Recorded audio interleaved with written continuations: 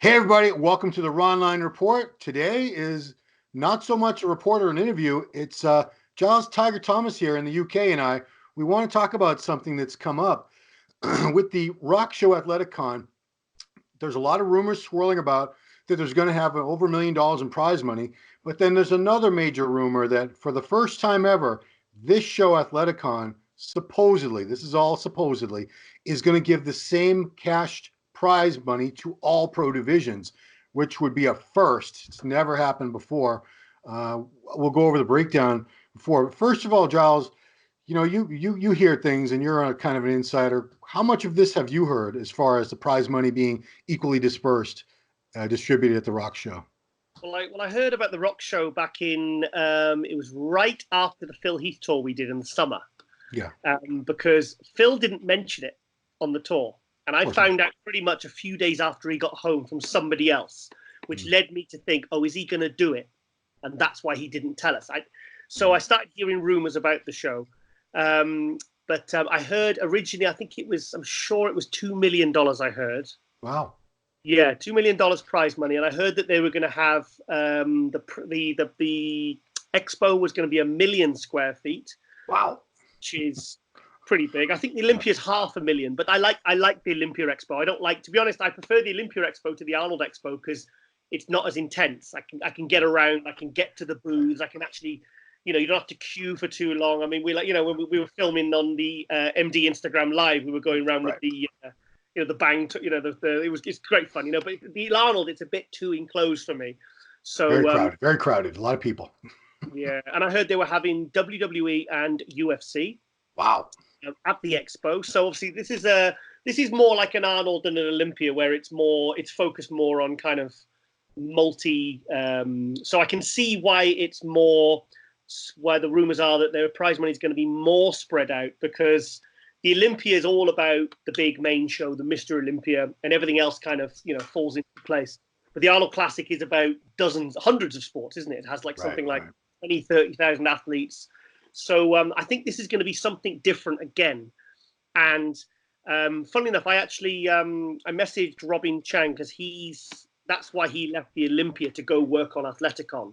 Right. Messaged him yesterday, I believe it was, and I said, "Can you confirm?" And he hasn't responded yet. Usually responds tonight. So I would expect I'd have a response on that in the next day or two.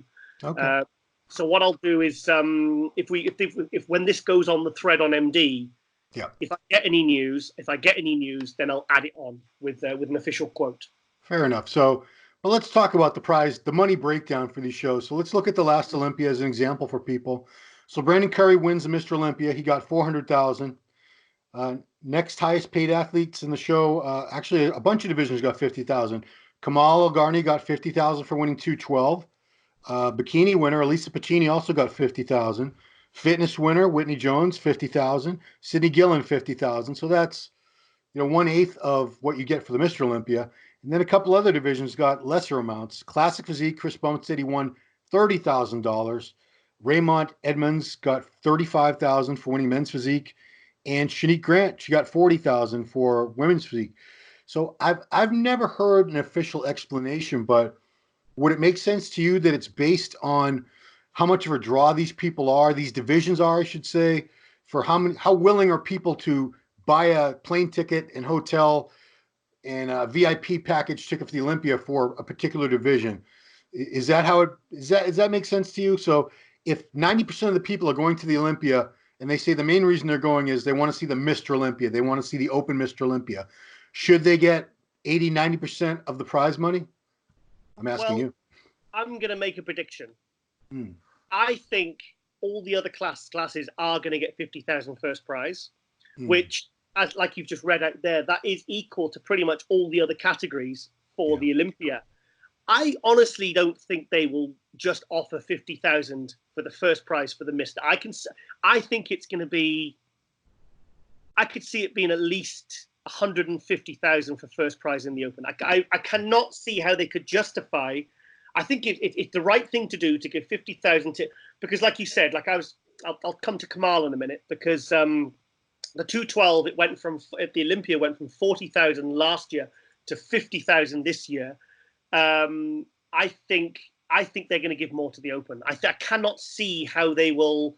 I mean, even though it's only 3 weeks after the Olympia, they really want to get those top 6 guys in. And I honestly, because there isn't really that many more shows after the Arnold. Now, remember we used to have Prague, and that was 70, 100,000. They had the Q8 one, and that was like 70,000, 100,000. So I don't think 50,000 will get those top 6 Olympia guys, because the only reason the guys do the post-Olympia shows now, which are like 20,000, 30,000, what is it like? Just they want to qualify for the next year's Olympia. Yeah, exactly. That's what I was going to say. They're only going to want to do it to qualify. Remember, we had this conversation about Ramy doing, and I said to Dennis James on Global Muscle Radio, I said, well, we were arguing about why Ramy would do it, and I said Ramy should do it because he needs to qualify. And Dennis James said, well, why would he do it for 10 Gs or 20 Gs? And I said, because he needs to qualify. Where's he going to qualify, Dennis? Exactly, yeah. So the thing is, the guys that only need to qualify are going to be the guys really kind of top 6 down. Yeah. So I don't see why. I think it would be a mistake if they only offered 50,000, because you're not going to get the top 6 guys. You're not going to get them, because next year is going to. Don't forget, the next year's Olympia is going to be insane. You're going to have. Well, let's put one thing in perspective. Phil Heath is managed by Danny Garcia, who is co-promoter of Athleticon. Yeah. Phil's definitely wants to do this show, I would think, but Phil Heath doesn't get out of bed for $50,000 to get on a stage. I don't think he would get up there for anything less than $100,000. We spoke to Phil on the tour about that, about sort of why wouldn't you do this show? And then he said he did like a thing, and he goes, right, imagine I've got an imaginary board, and he did like a kind of breakdown of what it would cost him to prep for a show. And I'm telling you, and if he's not going to just go and do Athleticon, especially if it's $50,000, because it'll cost him more than that to prep for it. Yeah. So the only reason he wouldn't. If he did the Olympia next year, he would just, and he won it. There's no way he would go and do another show 3 weeks later for $50,000. No, right. If it was kind of around 200 plus, and he'd just done the Olympia, then of course he'd be crazy not to do it, because he's tied into Danny Garcia. This is, like you said, same manager. So I can't see, but they really need to think about I would certainly at least the top 3 prize money in the Open. They really need to have it higher than the other divisions. Otherwise, they're just going to get the kind of the 7th place down, the guys who aren't the A-listers that are going to really bring the crowds in. Yeah. So I looked into because I've heard the analogies made to other sports as to why the prize money goes down so steeply after the Open bodybuilding. So I looked at the last UFC 244. So the title fight was Nate Diaz versus Jorge Masvidal. Each of those guys got $500,000, win or lose. So that was the 2 highest paid men in the show were $500K. Lowest paid man in the show, he lost. So you go down the undercard. There's 13 fights, and most people really don't care about the first few fights. They're not even at the arena yet. Because these tickets are ringside seats can be $4,000 or $5,000 up for these things, and people just staying at home are paying $60 to watch it. Yeah. So the lowest paid guy in that fight was a gentleman named Julio Arce, $16,000. So in the UFC, that's the difference between, let's call it divisions, because they're weight classes. Yeah. Top division got $500,000, one of the winners, and the loser of the lowest paid division only got $16,000. And I imagine the rationale behind that would be the same thing as, well, who are these people paying thousands of dollars to sit by the ring and watch? Is it you guys down here in the super flyweight division, or is it these heavyweight monsters that everyone's been talking about for months and months? So you could make the same argument about our divisions. Open bodybuilding, it's the king. That's where everything started.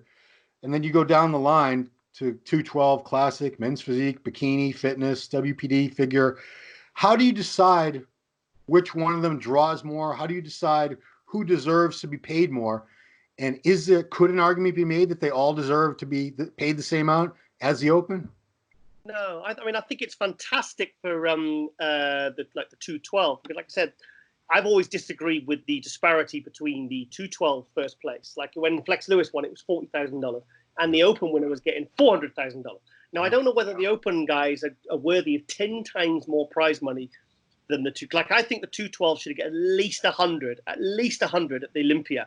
But this is very good because I mean I've actually spoke to Kamal, the current 212 Olympia champion. I spoke to him 2 days ago, and he said next year will be his last year, and he wants to win. He's actually started his prep already. Wow. For the Olympia, yeah, he's on. He said I messaged Chris Aceto and I said right, we're on. I've got to. He says I want to win this one more time. Then I want to go win Athleticon for another $50,000, and then I'm calling it a day. I'm literally, I want to go out on top. Because he was going to retire last year, but now he definitely wants to retire this year because he's like 47, 48, and he's also moving to America as well. Oh wow! What part? Yeah, do you know? Sorry. What part of America? He did tell me. Probably Florida. Florida. Everyone goes to freaking Florida. Key West, not Key West. Something that rings a bell. Yeah, Florida anyway, but he likes it there. Okay. So he's applying. But anyway, so I think like say if you were like the bikini winner and you get 50,000, then you can 3 weeks later go and do another one for 50,000. I think it's fantastic. That's awesome. But yeah, I just the other divisions it's going to be good. But if you want to get those top 6 Olympia guys, you're going to have to offer more money, absolutely, in the open. Sorry, what was your question? Well, I mean, I just want to go off on another tangent. I've heard some of the fans, you know, like you said, a lot of fans were upset that 212 didn't get anywhere near the amount of money. They're saying these guys work just as hard. They're just a little shorter and they don't weigh as much, you know, as the that's really the only difference. Yeah. It's basically the same. They do all the same. They look the same. They pose the same. But then I hear arguments like, well, this division doesn't deserve too much money. Like I always throw bikini under the bus, and it's nothing personal, girls. You're just the easiest example. It's the fact that you're never going to have a 22-year-old Mr. Olympia again. You could have a 20. We've had bikini Olympia champions that were 18, 19 years old a few years back. It's happened. So it's something that doesn't take. Who's that? Nicole Negrani. She was 18 or 19. 19, yeah. Because she came to the after party with us, and I said, "Are you old enough to be here?" And she was not. Remember Kevin Nerone? Remember? Oh, she was there. I don't remember much of that night. Old enough to be here. So should go. Is that the night you lost your shoe? Yes. I lost my wallet. You lost your shoe. Well, it's a rough night. But yeah. So a lot of people would say, well, you know, someone's 20 years old. They've only been training a couple of years. They don't have that much muscle. They don't have to get that lean. Why should they get paid as much as someone who's been training for 20 years, has added 100 pounds of muscle to their body? They're coming in at 1% body fat, you know, with a face looking like Skeletor. So what do you think about that argument when people try to say that division prize payouts should somehow be relative to how hard that division works relative to the other divisions? Yeah. No, it comes down to, Ron, it comes down to popularity, mate. Men's physique and bikini bring in the numbers. They bring in the entries. They bring in the, you know, the more people you've got on stage, the more tickets they're going to sell because the more people they're going to bring with them. Their bikini and men's physique are a huge part. Like I resisted as well. I hated it at the start, but now I've embraced it. We've had them on our Global Muscle show, and it's like they whether we like it or not, all these different divisions have a place. And they do draw in crowds. I mean, you and I have covered the bikini Olympia and men's physique, and I mean the classic. I mean, do you remember when I did the Instagram live for MD? Yeah. I think I had something like it was bikini got something like 40,000 viewers. I think then men's physique got was like 60,000. I think the classic got like 120,000 viewers. Like live viewers. So you know, and the crowds were, you know, there was the stage was stacked. There was lots of people watching. So they do bring in. It's the thing is the sport has developed now. It used to be just the Mr. Olympia by itself, just the one category. Mr. Olympia would be separate through the year. Masters Olympia another time, and then slowly but surely there's now divisions for every single physique and body. So it's something we have to kind of accept. But as for, do I think men's physique? Or say, do I think a women's bikini should get as much as the Open in this show? Absolutely not. No. It's just the men's Open should get more. All the other categories, I think it's a really good thing. I think it's a positive thing. People who are, because let's face it, most of the competitors you're going to get at this show are going to be from the Olympia. Right. Yeah. It's 3 weeks later. It's two paydays for one prep. So, like I said, for say someone like Kamal, if he goes and wins both, he's going to win double what he won last year. And it's only an extra 3 weeks prep. He'd probably just stay out in America and and prep for those extra couple of weeks. So it's fantastic. I think it's a good thing. I think it's going to add to the Olympia as well. I really do believe it's going to, like if they just say they did 200 to 250 plus for the winner of the Open. Yeah. Maybe Phil Heath would come back. Of course he would. Of course he would. Yeah, hang on a minute. This isn't just a 400 potential payday. This is a 650. That's going to be his mentality. That's going to be his driving factor. And then you've got like all the other guys like Brandon and Rami and Bonac. So it's going to, plus if there's any real close decisions at the Olympia, like say Brandon wins again, or Sean Roden or Phil gets close second, or or any mix, and then it's close. It's going to be really exciting, especially with it being in America as well, because all the post-Olympia shows, these guys would sometimes not do it because they were frightened of the traveling and the holding but this is all in America. This is like how far is Atlanta? I mean, it's all on. It's not that far. They go home after the Olympia and then they do another flight to Georgia 3 weeks later. It's going to be, they'd be crazy not to do this show. Yeah. So I think it's going to get more people in the Olympia, and I think it's going to really, really add a lot to the show calendar. I think it's a fantastic, fantastic thing. If they do pay the same amount to all other divisions aside from the Open, maybe that would inspire the Olympia committee to do the same thing for all the other divisions, because it's kind of weird. You look at the numbers down the line of the divisions after Opens: 50, 30, 35, 50, 50, 40, 50. Why not just make them all 50? Sorry, I was saying, like, these divisions, like I said, like Classic Physique only got 30,000 for first place. Chris Bumstead. Yeah. Bikini winner got 50,000. Kamal got 50. Figure got 50. Women's physique got 40. Men's physique got 35. Why not just make it an even 50 for everybody, if possible? Because it sends a weird message. Yeah. I see that. Yeah, like Classic really the least popular division out of all of them? I don't think so. It's not to do with popularity. It's to do with the fact it's new. Ah, okay. It's like you think about fitness. Fitness gets very high, but the numbers aren't huge in fitness. I mean, it's not like more popular than bikini. It's just been around longer. I think it's the fact to do with how new the class is. Because I mean, the classic at this year's Olympia was incredible. It was just so popular. There was a lot of it. Has been for the last couple of years, but this year I felt like it really exploded. So, but I do agree with that actually, because if they're going to give 50 across the board for Athleticon, then you telling me they wouldn't give 15 extra to the classic to bump that up to 50? So at least they're similar. I would hope they would. Yeah. I think you're right there. I think you're right. But also, if Athleticon really kind of went, say, matched the first prize of the Olympian with 400, you tell the Olympia wouldn't jump it up to 500? Of course they would. Exactly, but they're not allowed to give more prize money away. That's why Arnold always gave the cars away, wasn't it? He gave all the different because they were trying to bump up because they'll never let them give away more. I've often wondered. I don't know the real answer to that. Is it because they weren't allowed to, or it was out of respect for the Olympia and Joe Weider that he wouldn't do that? Yeah, I don't know whether it was like officially said, but we all kind of know that they would never allow a show, because I think there was a time when there was a show they wanted to do a show in the Middle East, and they wanted to give like $1 million away first prize. This was good. Kamal was telling me about this. I think they tried to do this a few times, and they've been turned down. Wow.